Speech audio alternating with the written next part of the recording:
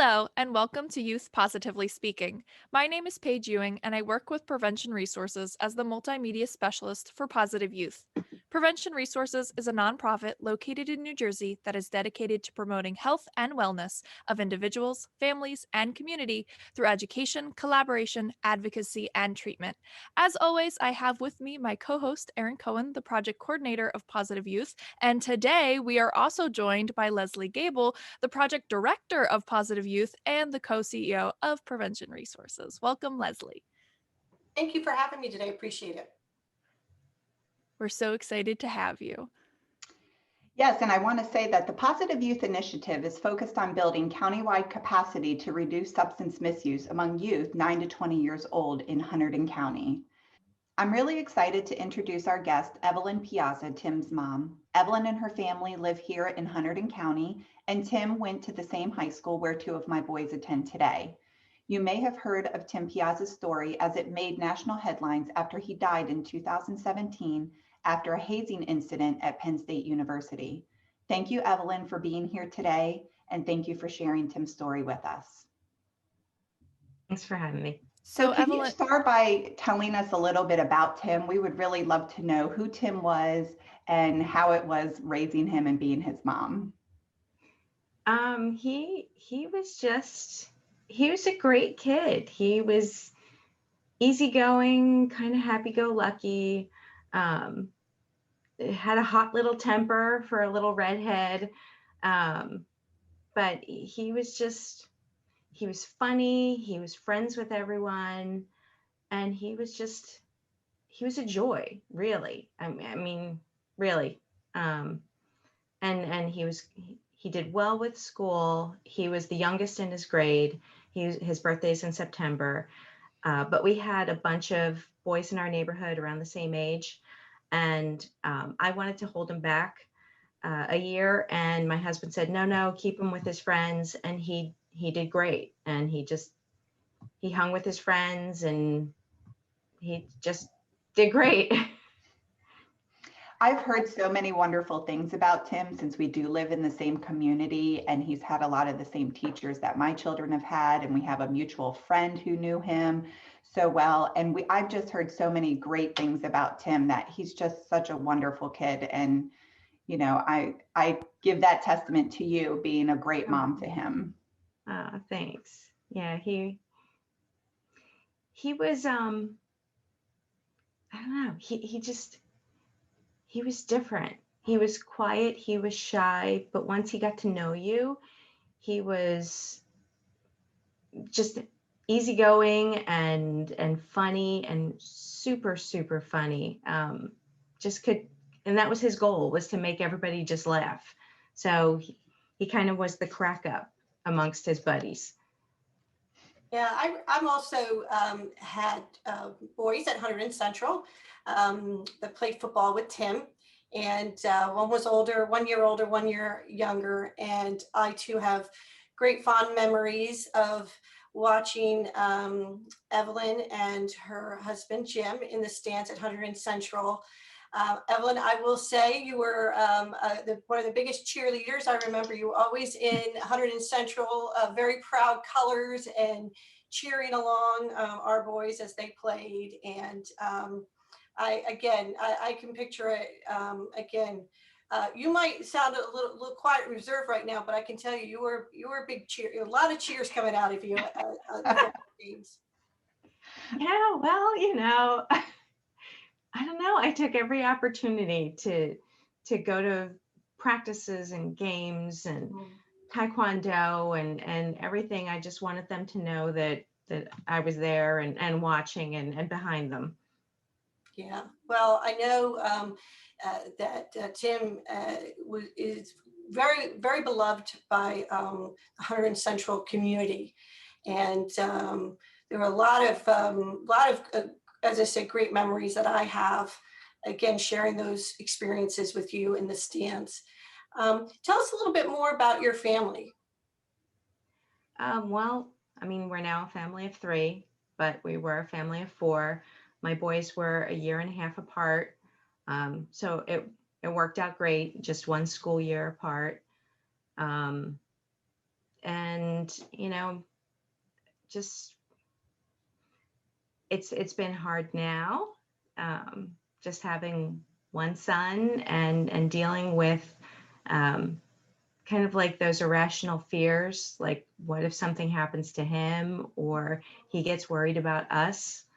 But it was just, I don't know. It was good. You don't realize how good you have it until it's gone. Yeah, yeah. And I can tell you, Evelyn, when the news had Tim's picture and image that was on all the media with you and your husband Jim standing on the football field with Tim, I think the one thing that I know a lot of us, your family, it could have been anybody's family, any of us at 100 and Central, because that image in that picture could be any of us. And I think that, sharing your experiences today will hopefully understand that this can happen to, a good family, a good, strong connection with the community, good people. And I think when these things happen, people try to make an explanation out of it when there is none, except to say this was very tragic.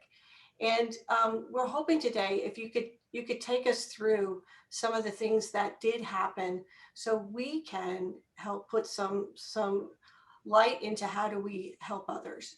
So his older brother Mike went to Penn State, and Tim just had a few colleges in mind. He didn't want to be excited about anything. He didn't want to taint his view, so he didn't want to go visit Mike at college and get swept up in the whole Penn State love.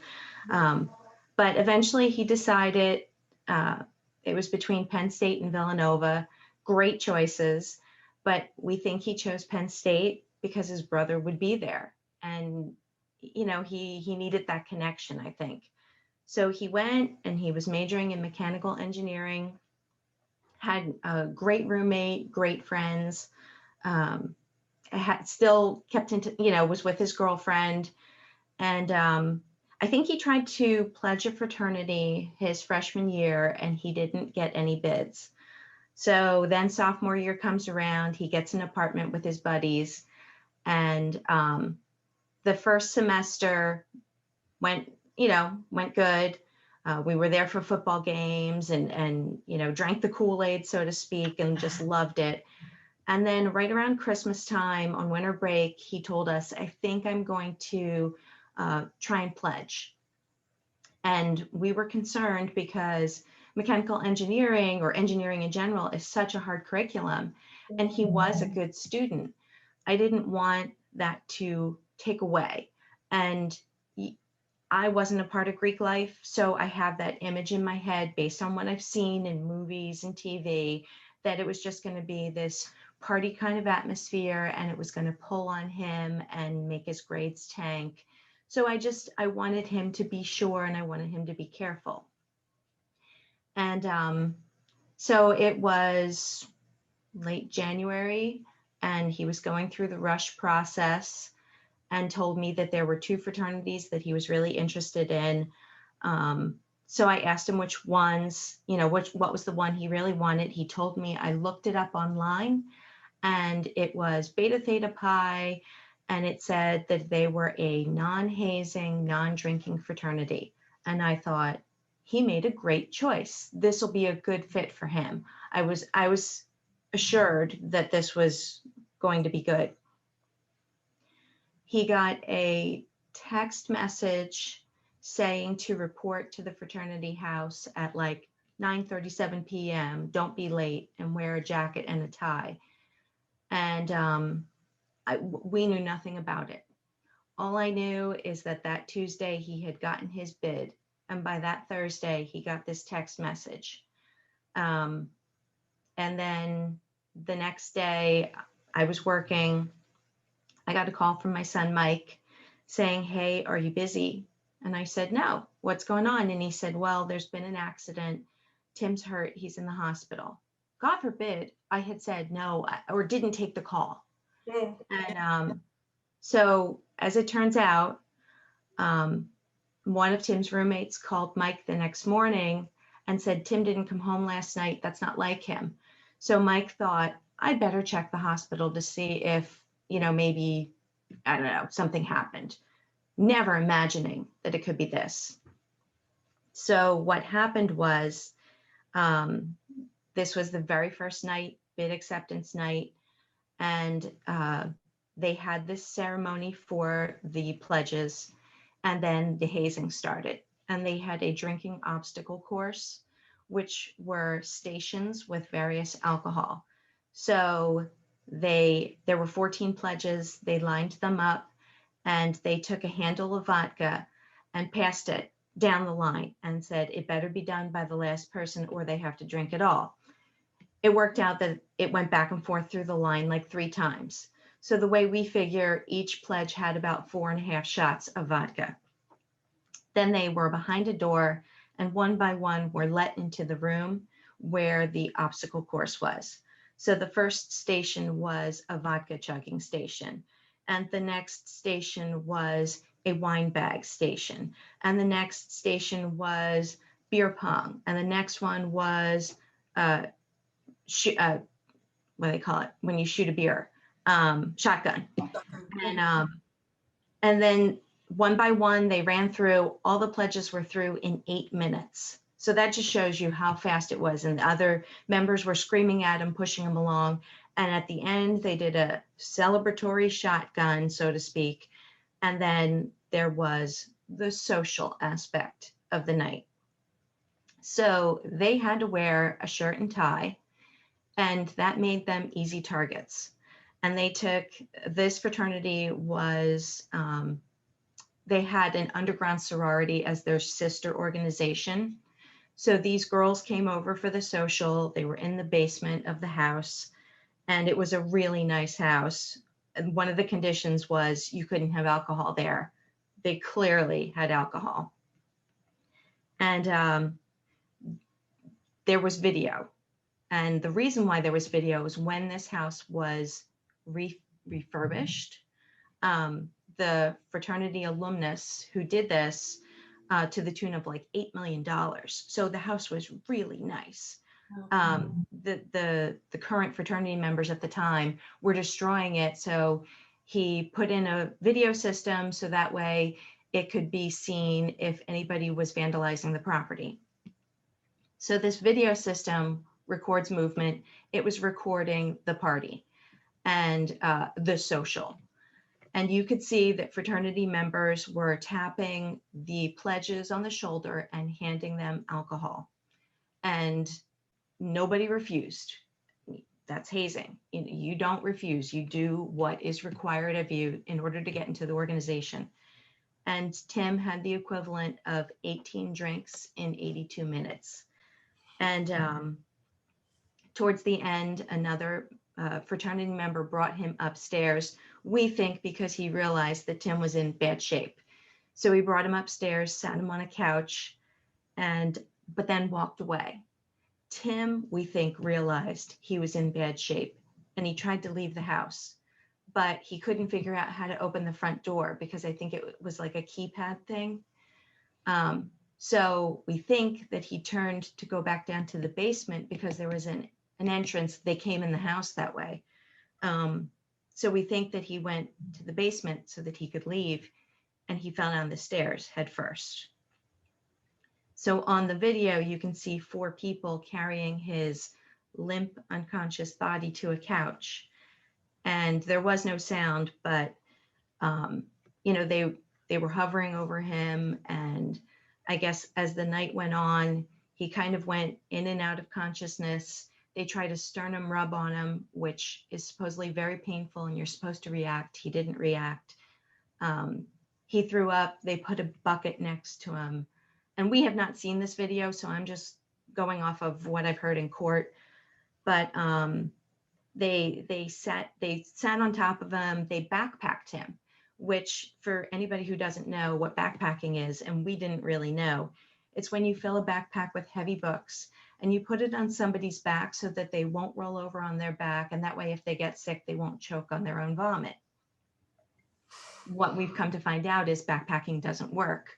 because no matter what, you will choke on your own vomit. But they rolled over him. They poured beer in his face. They threw shoes at his head. They did all these things, but they didn't call for help. And then one member came in who had not been there and saw Tim, and you could see on the video that he was pointing to his head and he was trying to get them to call for help, and they shoved him up against the wall.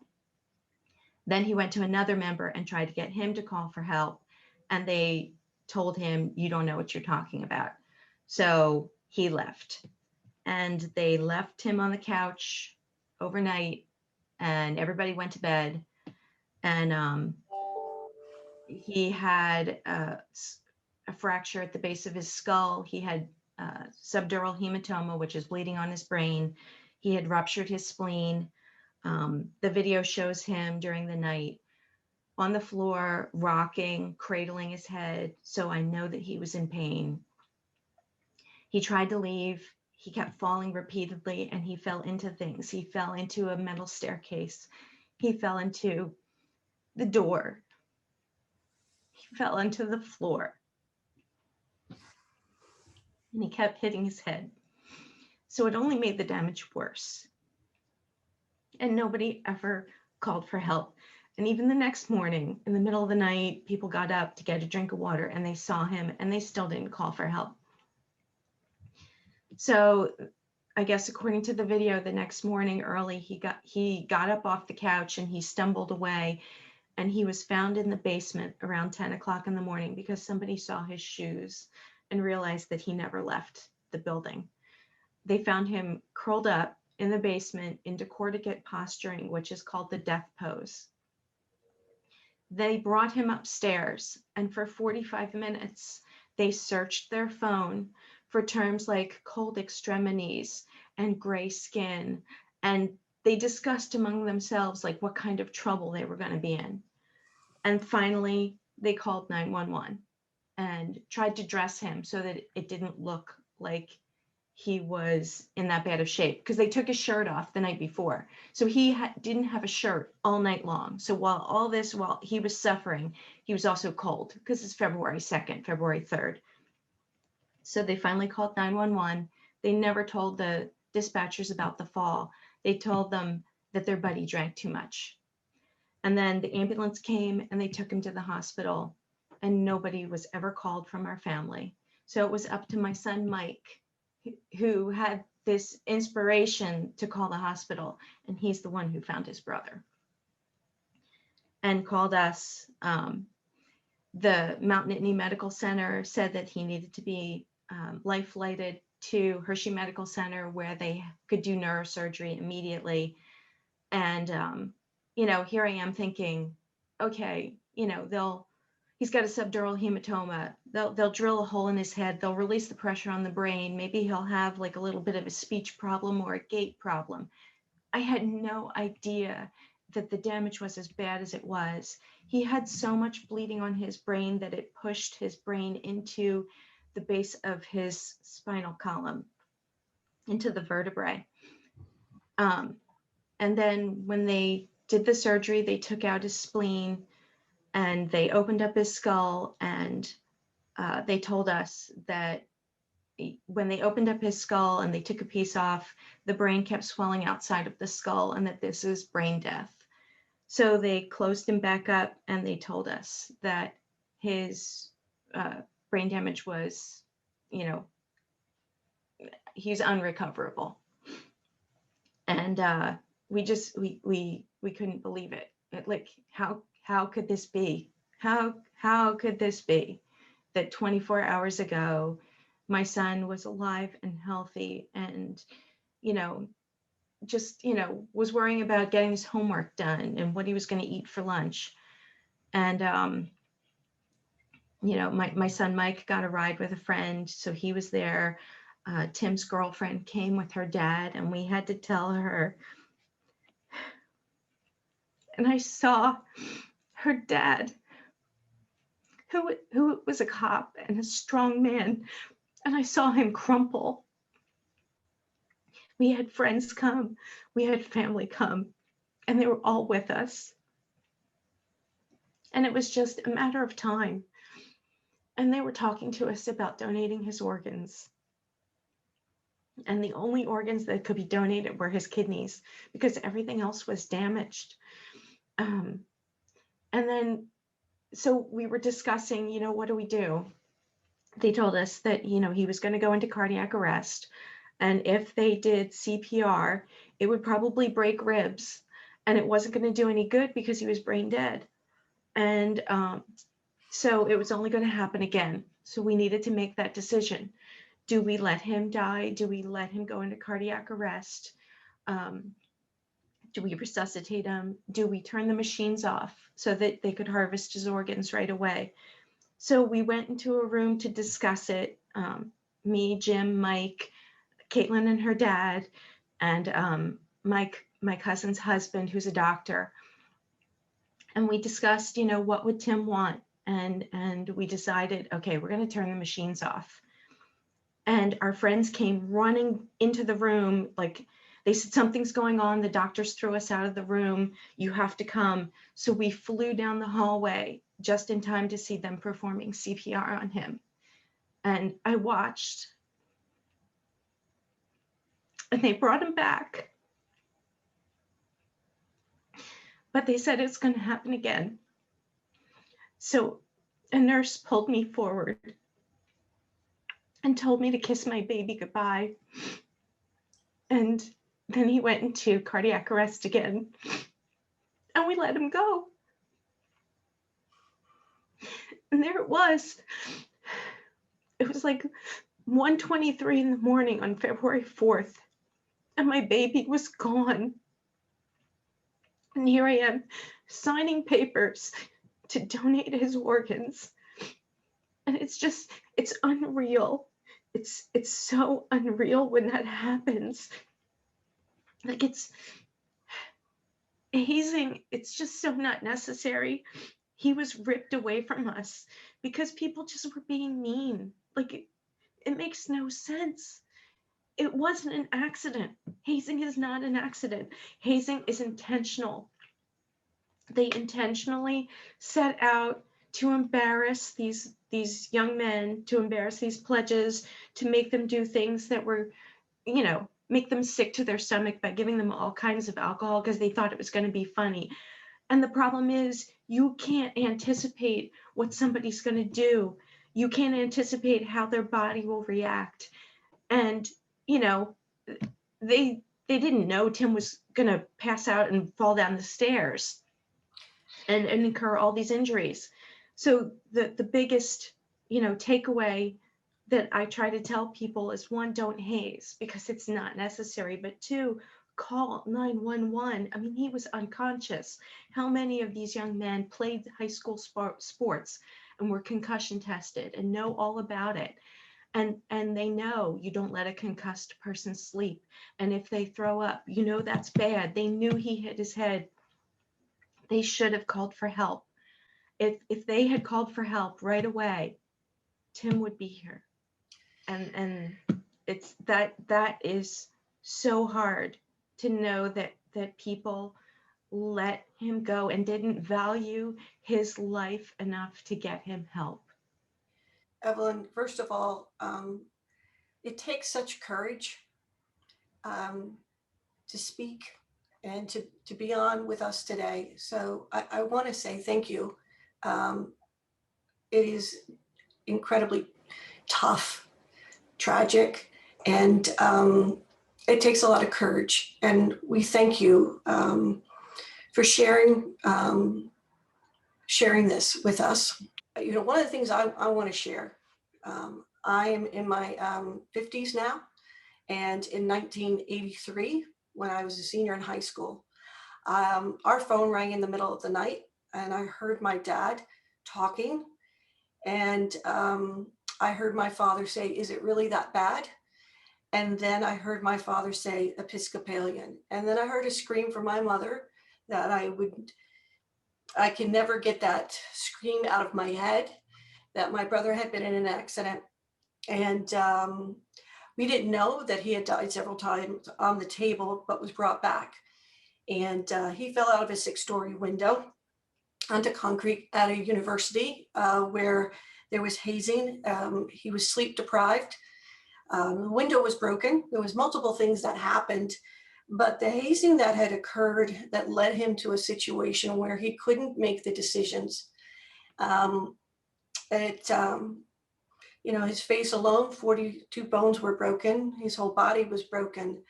And the trauma that occurs for family, as the trauma your family lives through, as my trauma. Trauma is different for everyone, but it could be like yesterday, and it was over 25 years ago for us. And the hazing that continues to go on is baffling.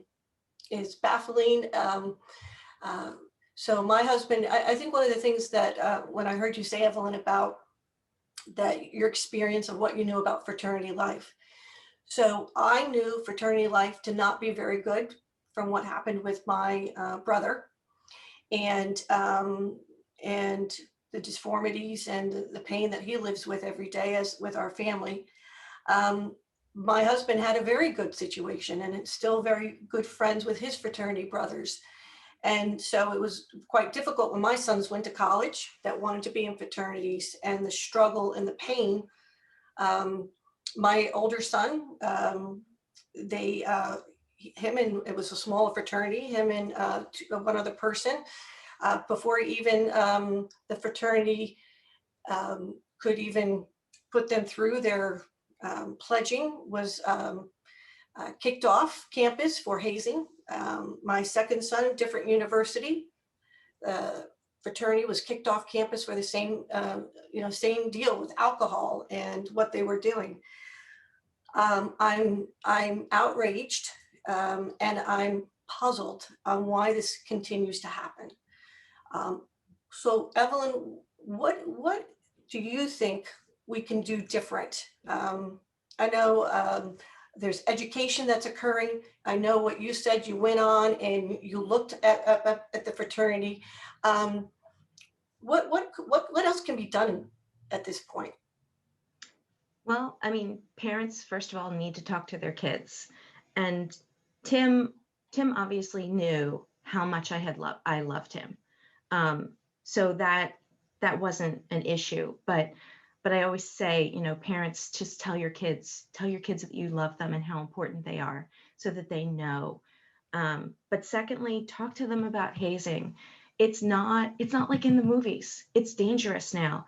They do dangerous things. They use hard alcohol as their tool of choice in a lot of fraternities and sororities. And in the Divine Nine, which is the traditionally Black fraternities and sororities, they use more physical things so that they'll make them do forced calisthenics, and people will have collapsed. But talk to your kids about hazing, about how it's not okay. You don't need to prove yourself. When you pledge an organization, and the same goes for sports and marching bands and any other organization, it's not just Greek life, but when you go to pledge or join a team or something like that, you've proved yourself by getting that bid, by being asked to join, by getting on that team, by getting in that band. You don't need to prove yourself anymore. I mean, if this was your own brother, would you haze your own brother and make them drink and do things? No, you would never do that. So let kids know that they do not have to do this. They don't have to compromise themselves, and it's not fun. Don't ask for hazing because it's not going to be fun. It's not going to bond you together with your fellow, people at your level.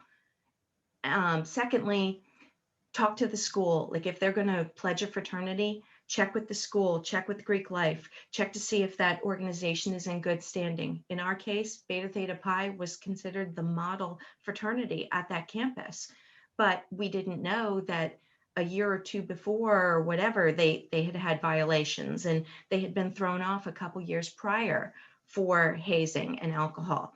So check to see if the school has one of these scorecards on their website, which talks about Greek life and which organizations have what violations, and maybe they have a sexual assault, maybe they have alcohol, maybe they have hazing, maybe they have endangerment. Call the fraternity lead office, call the headquarters and ask them how's that chapter.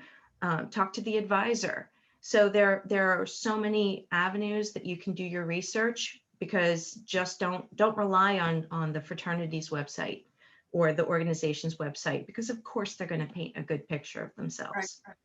Yeah, I think that's excellent advice.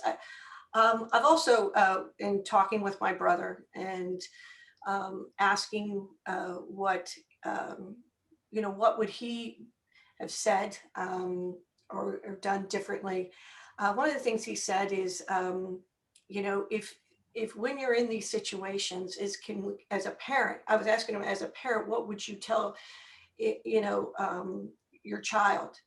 And one of the things that really struck me is about walking away. And I said, well, that's really hard when you're in this situation and you get this social pressure to conform. And really teaching our kids in this conversation that it's okay to walk away. It's okay if you get yourself in a situation where you need to have a friend or a buddy with you. And I mean, that was one of the things that I always told my kids. And it even happens in high school. This is not just a college. When we talk about fraternities, we talk about drinking. And Erin and I had talked also about telling our kids we'll pick them up, no questions asked. And I know a lot of high school parents will say that, but one of the things is we have to stick to it. But I had a situation where one of my children called, and I tell you, I couldn't get to them fast enough. And the hearing how frightened they were, they walked away. They got a friend and they walked away, but they're walking down some dark street in a neighborhood they don't even know where they're at.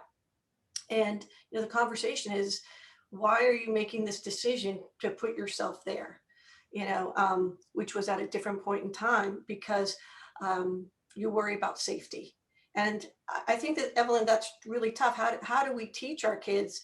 But I think it needs to come at a much different conversation than we've ever had before about teaching kids to stand up to bullying, right? And I know, Evelyn, you and I have talked before about treating each other kindly, and that this is not treatment of, like you said, of how you would treat a brother or a sister, but we need to go back to being kind to one another. And that's something that seems to have gotten lost in the shuffle. Well, what I was going to say is this is such an important conversation for parents who have high school students, just like I do, because when I was looking at some statistics about hazing that were really shocking to me, it said that 1.5 million high school students are hazed each year. So 47% of students come to college already having experienced hazing in high school. So, and another thing I saw too, Evelyn, was that 55% of college students involved in clubs, teams, and organizations experience hazing. So like you said, it's not just Greek life, it's teams, it's the marching band. And to follow up with you, Lesley and Evelyn, with the experiences of your brother and your son, alcohol consumption, humiliation, isolation, sleep deprivation, and sexual acts are all hazing practices that are common across all of these student groups. So you look at the sleep deprivation, and that can cause major accidents, the volume of alcohol. And I think that's what's really scary, is that you get to a point where your body just can't make a decision on getting yourself to safety.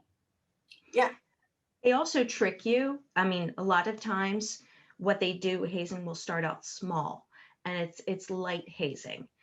Maybe you have to wear khakis and a collared shirt, a polo shirt. Maybe you have to wear a pink backpack. Maybe you have to sing a song on a street corner.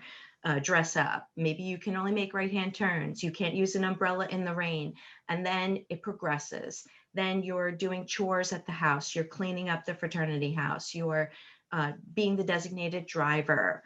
And then it can go even further. And now, once you've cleaned the house, now the handles of alcohol come out. And now you can't leave until you finish them.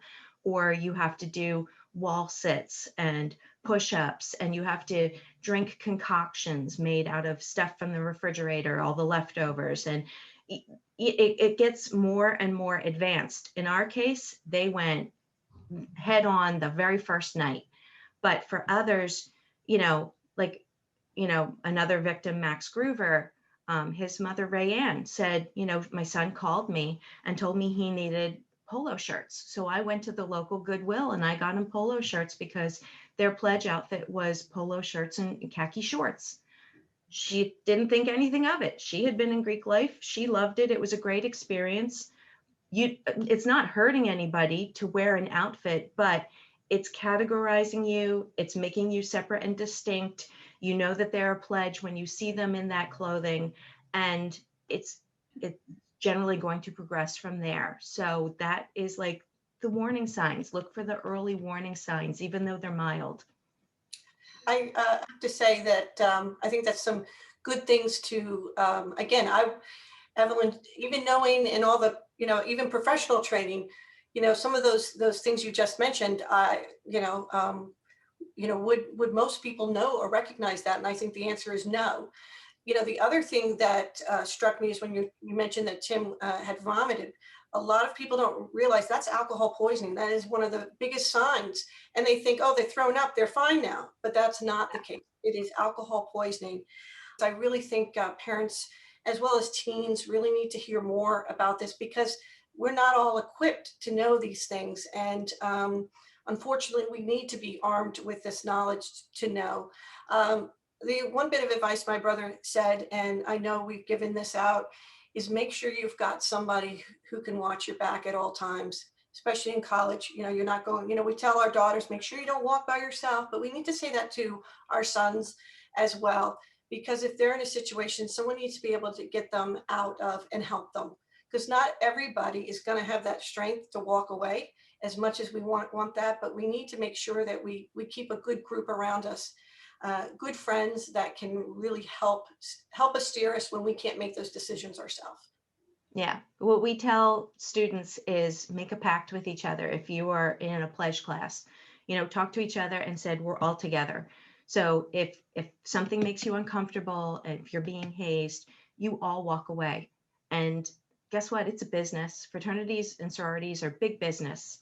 They're not going to like it when a whole pledge class of future revenue walks away. So, if everybody stands together, you're in a good position. Well, thank you so much, Lesley and Evelyn, for joining us today and sharing your brother and your son's stories. It's so important to hear these stories and hear these messages because hazing can happen to anyone, anywhere, and it occurs not just in college, but in high school. So it's so important for high school students, college students, and of course, parents to learn about. To learn more about the Timothy J. Piazza Memorial Foundation, please visit their website at www.liveliketim.org. And for more information about hazing, please visit our website at njprevent.com/positive youth. And thank you for listening in to this episode of Stories from the Street. We'll see you next time for more youth positively speaking. The Timothy J. Piazza Memorial Foundation provides help for children and adults who need prosthesis. For more information, please visit their website at www.liveliketim.org.